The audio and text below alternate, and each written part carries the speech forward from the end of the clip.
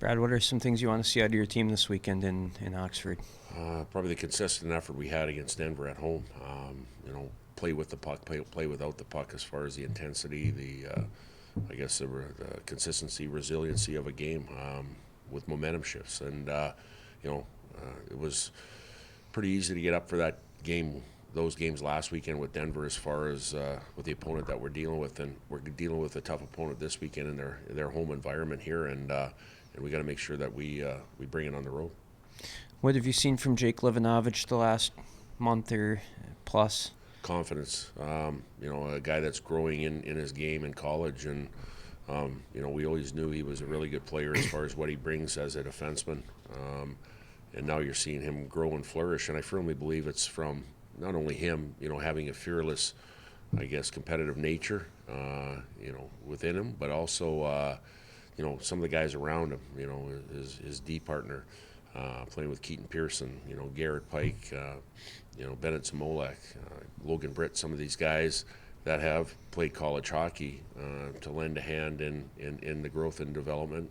And then obviously Dylan Simpson. That's a big thing too, as far as a guy that's played the position, a guy that's played college and pro, and a guy that's helped him through the transition coming from junior to college.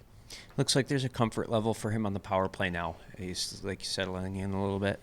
Yeah, and I think it's a situation where he's feeling confident in that role as being the middle top guy, and then also playing with guys that he's familiar with too, like Jackson Blake and some of these guys, and having chemistry and continuity, I guess, getting on a power play unit and knowing where guys are and what the looks that they need to have, and so I think he's growing in that role as well. Did you think a program that had a Howard Walker and Dean Decision and these guys would rank number 2 nationally in fewest penalty minutes at some point? I'm guessing that's, when you think of North Dakota, that's probably a opposite of what a lot of people have in their mind. Yeah, and that's pretty glaring in the fact that it helps us as far as, killing fewer penalties. But North Dakota is not necessarily known for that, as far as on that side of the stat. But I'm going to tell you one thing, it hasn't changed our relentless approach and our fearless way of playing aggressive attack mentality hockey, I'm telling you. I think what it does tell you is that we're probably disciplined in a lot of areas. We preach so hard as coaches about stick on puck and finishing checks, finishing on top, keeping your hands down, knowing when guys are around walls that you can't plow them into the wall. And, all the details and habits about, staying out of the box, yet playing with that fearless, fearless attack mentality of playing North Dakota hockey. Yeah, are those some of the keys to both balance playing physical and being hard to play against while not taking a ton of penalties? 100%. When I talk about guys around walls, like there's such a high standard now of when players are around the walls and they turn their back on you or their backs to you, you can't just plow them into the wall. You have to have caution there. You have to come from the side, from shoulder to shoulder. You have to have a situation where it's kind of eyes up, where you finish a check. So our guys, I think, have done a better job of that, leading to what we're talking about. And the other thing too is the stick penalties, especially those ones in the offensive zone. We've taken a few, but they're a lot fewer than what we've had in the years past, where you're hooking or you're grabbing or you're putting your stick into the feet of a guy and tripping him.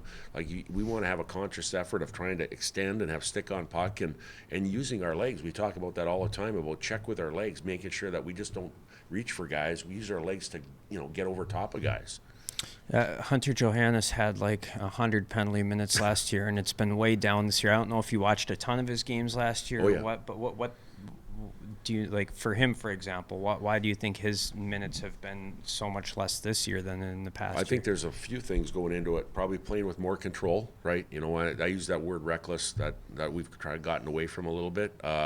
More control. And the other thing too is I think he wants to be on the ice. I know he wants to be on the ice. Like he wants to be, playing in a top 6 role. He wants to be on the power play. I think this is his last year of college hockey, and I know he wants to play pro hockey.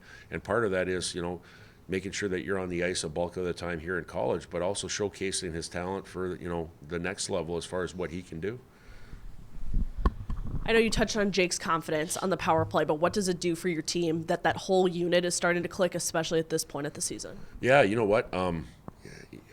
I like the fact that, they scored a goal great goal on on the 5-minute major to get us the lead there, and I just like the fact that they're not letting the other team off the hook. Like there's a competitive side to these guys, and keeping plays alive in the offensive zone, not just getting one look and then okay the puck's going down and you got to break out and get it back in.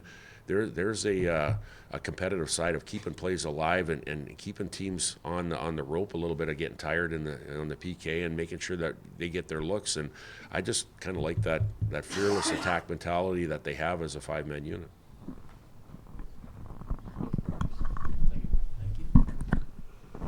I was asking the guys about this too, but with Denver having such a strong offensive attack unit, scoring 3 goals or more in every game and holding them to 2 in both games, first for this season against them, what was that sort of defensive performance like from your perspective, being able to hold such a good offense in Denver to so few? Yeah, you know what, and that's what we're going to have to do the remainder of the year here too. Like, that was a mindset of us coming into the season, knowing that last year was a little bit loose in that regard. Like we needed to tighten that up, and we got to continue to do that, whether it's Denver or Miami or whoever we play. There was a focus, and I think that's I call it a game within a game. Obviously, you got the big game going on, and then you got they have a high offensive team with their forward group is dynamic in the fact that they can score goals 5-on-5 and power play. The game inside of the game is okay. Let's shut these forwards down. Let's have a mentality of our forwards and D playing as a 5-man unit, given no time and space, and be kind of suffocating in that regard. We got to do that this weekend in Miami. I mean, these guys got good players. They got good forwards. They can, whether it's power play or 5-on-5, they can score goals as well. And again, we're going to have that suffocating approach as well. So to kind of expand on that, with having such a successful back-to-back weekends against the best of the NCHC in St. Cloud State and Denver, how do you keep that up against a Miami team that's going to be scrapping for stuff and on the road? Yeah, you know what? Denver, Miami, what league are they playing in? They're playing in the NCHC. Anybody can beat anybody in the NCHC each and every weekend. And that's just not a coach cliche coming out here. We're seeing that first and foremost, that, Colorado College, look what they're doing this year. They're doing a lot of great things there. They're a team on the rise as well, and our league is so competitive. Miami's a very good team as well, and we got to make sure that we know that it's the NCHC, that if you're not ready to play, anybody can beat anybody, and I know our guys are up for the challenge. Okay. No? Oh, sorry.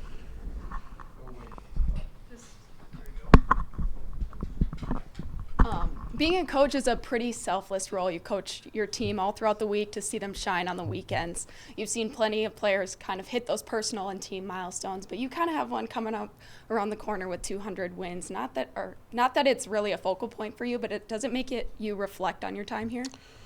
You know what? Really, you didn't think about that. At the end of the day, I think when it's all said and done and I'm done coaching and different things like that, I think that's when things like that will kind of hit home. But for me, I'm not concerned about that. Like, at the end of the day, I'm concerned with Friday night in Miami, and I think you'll get that from each one of our players and each one of our staff members. It's not about me. Like, we have 3 words that go out to the rink every day when we practice and we play. It's we, us, and our. And I think at the end of the day, we, us, and our is going to get us to where we need to go. And I think once the dust settles after the season, after a career, whatever that is, then you have time to reflect that. So to me, I think, the major focus for me right now is Friday night in Miami and us having a really good effort.